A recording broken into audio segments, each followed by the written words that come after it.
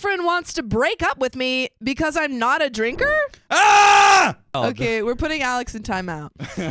We started out living in the same place, but then I had a move for work, so we've been long distance for some time.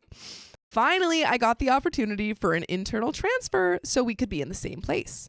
We picked Dallas, Texas, to move together for various reasons. Cost of living, the chance at good in-state tuition for grad school, job opportunities, amount of transplants, weather. Plus, he had some friends already living there. By the way, this comes from Confetti Andy. And if you want to submit your own stories, go to r/OKStorytime subreddit. Is everyone locked in? Locked and loaded. Please no one scream again. He got a job, got a place, and moved down a few weeks ago. My transfer was just accepted, so I was preparing to move down in another few weeks. He was so happy and excited when at the news, or made a good show of it if not, and said he couldn't wait to have me there. I was counting down the days. Cue to today, he says he's been having a blast reconnecting with his old friends. They've been going on benders on the weekends, and he's been living it up at bars and clubs with them, their friends, and their girlfriends. Thing is, I can't drink. Like physiologically. I have a genetic mutation that makes my liver unable to metabolize the booze, so I only feel sick when I drink instead of good. That's honestly for the best. Oh Yeah. my God. OP's a mutant, guys. I know there are some people who are like allergic to alcohol. OP's a mutant. That's sick. Also, booze intolerance, aka Asian glow. I am Asian and he's not. Some people who have this condition drink anyway, but I feel so awful when I try, I've given up. He says he's been thinking that we might be happier if we go our separate ways since I can't drink and he likes to. I'm in shock. He's known this about me since day one. I don't feel like I act weird about it. I get my one drink to hold and sip on throughout the night so I don't look out of place and I still have fun. I just can't do multiple rounds or shots. So OP is still drinking. If you can't get blackout drunk, this is over. You're not the one for me. It's one thing if OP was like, I judge you for drinking. Yeah, you I can't can't go out. drink. You can't go out. I'm not going to go out. That would be totally different. But they're out with They're them. out. She's also still drinking. Up to this point, our relationship has revolved around fun activities instead of drinking. He told me that's been great and he's done more things than ever. But then he revealed to me that this whole time he's missed being able to go out and have fun drinking like he has in other relationships. He says he had more fun in past relationships, being able to party and share that with them.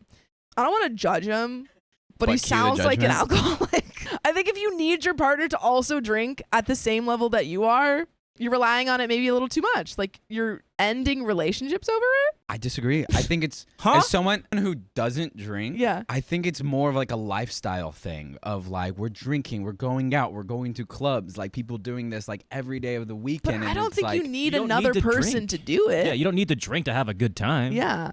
He says a lot of what people do for fun in Dallas is going out to bars and drinking. So if I come, I won't be able to participate and I'll feel left out and unhappy. We haven't officially broken up, but the conversation felt pretty final.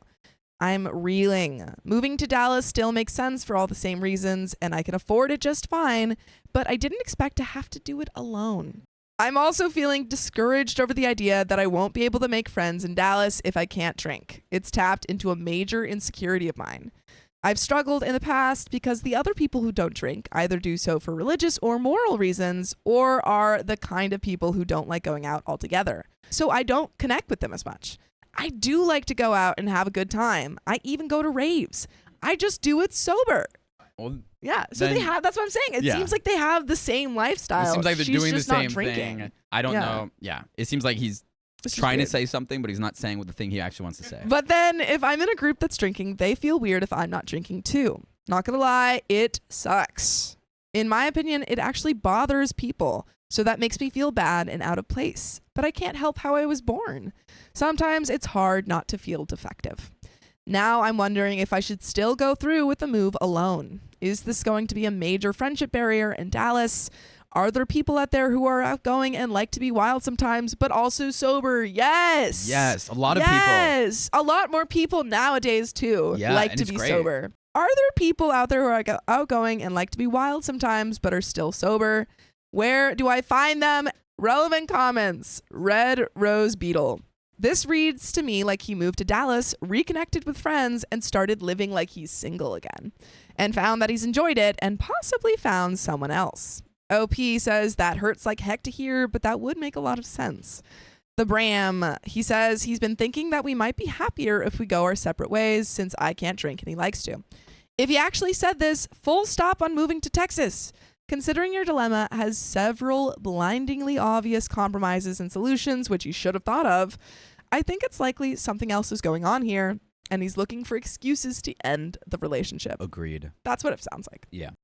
Opie says, I'm in Chicago right now and have been looking to move. The cost of living and weather have really affected my quality of life here.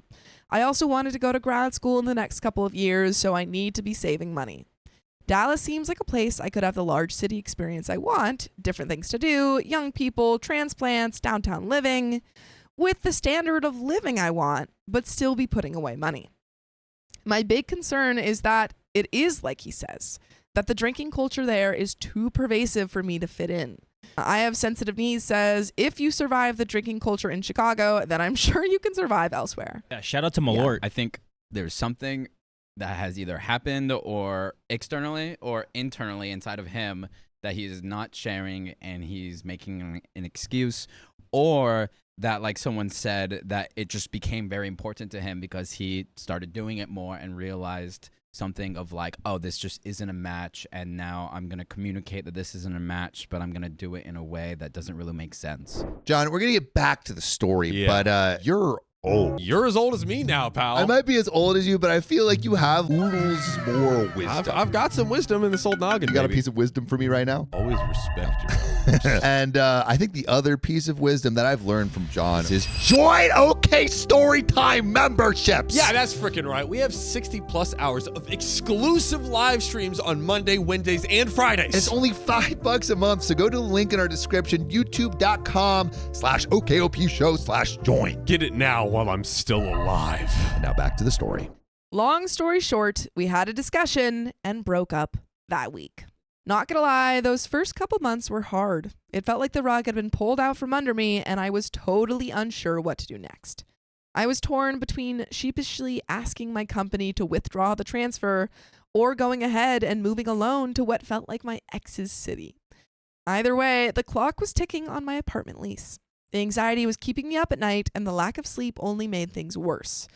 On top of that, it was tough knowing that I was probably the only one sad about the breakup, while my ex was living his best life, partying with best friends and banging hot chicks, relieved to be rid of me. So yeah, that felt like crap. That is a very breakup thought. Everyone in a breakup thinks, my life sucks now, and now my ex is living their best life. Yeah, it's not true. In the meantime, I threw myself into work to keep my mind off things. That's when things took a crazy turn because one of my projects garnered a lot of attention. It led me to writing a report that made its way to a member of upper management. Lo and behold, a few weeks later, a management position opened up that I was uniquely qualified for. Endings. Woo! And the interviewer was the same person who liked my report. This is great. So I got the job. And when they told me that I would need to relocate to our home office in the Bay Area. To the Bay. In the Bay. The Bay Area is great. I That's love the very Bay. fun. It's a spot. It's In the Bay Area, I work in biotech. I was able to tell them that all my stuff was already packed and ready to go. Thanks, X. So now, instead of Dallas, I'll be moving to the Bay Area in a few weeks. One of my best friends is coming along for the ride. We're going to make an epic road trip out of it and hit a few national parks along the way. Since we have fully expected to move in together, my SO had taken some of my belongings down with them. Thief! I paid about $500 so far to get my crap shipped back. He should be paying that. My kitchen stuff and some pieces of furniture are forfeit. He has yet to return my gaming consoles. We really should have split it, but I knew he'd turn that into a back and forth that I didn't want to deal with. TBH, there's also enough of a difference in our budgets that $500 to me is not as big of a deal as $250 would be to him. It's yet another blessing that we never merged our finances. It feels like they were in a long relationship. Yeah. It feels like they were there's in potential to merge, to move in to and move merge. in Yeah, and to merge. Maybe friends. like it feels they were like high they were in a school- fairly long. Yeah, I can see it being high school sweethearts, and then he discovered like really drinking. I've reminded him a few times about the rest of my stuff, and he keeps telling me he'll get it to me. I really don't want to have to come down there with a police escort to take back my property, but it's looking like I might have to. I don't know why he has to make this so difficult, but I'm getting pissed. So if anyone has any advice to share on that, I know I'll never know his true thinking, but honestly, who cares at this point? I've also decided I'm not going to try to date for another year at least. Also, another breakup thought. It's not going to happen, but good thought. I've been told that my management role is likely to be upgraded to a director role, depending on my performance review. Wow. So work will probably take up a lot of my time. Any remaining time I have, I want to devote fully to forming friendships. But most importantly, if you couldn't already tell, it's clear that I have some serious work to do on self-worth and boundaries. I think it's important to note that it's not like this guy was a deadbeat loser. I know it's easy to think, why is this woman dating an a-hole? When you read these posts, but it's rarely that simple. Everyone who met him loved him. We shared a lot of common interests. He was fun to be around, always happy, great to talk to, supportive of my career, a fantastic cook, very organized, came from a great family, had a good job, all of that. People are roasting me for not knowing the Greyhound. I've ridden buses before. I just never rid a Greyhound bus. Is that in a certain area? No, it's like for longer, Yeah, bro. trips. Greyhounds are like, that's well known. I'll show you. Yeah. I'll show it to you after this. Okay. However, there's no denying that I was in a long-term relationship with someone who consistently took way more than they gave, like on every level, and he himself would admit that. You guys can listen to more full episodes with stories just like this. If you go to Spotify, Apple Podcasts, or your favorite podcast app, just search up OK Storytime. And there is a little bit more left to the story, but do you have any final thoughts? He doesn't sound like she's like, oh my God, he sounds like an a-hole, terrible guy. He sounds like a human person. It's kind of a bit of an anal. I'm not that surprised by his behaviors.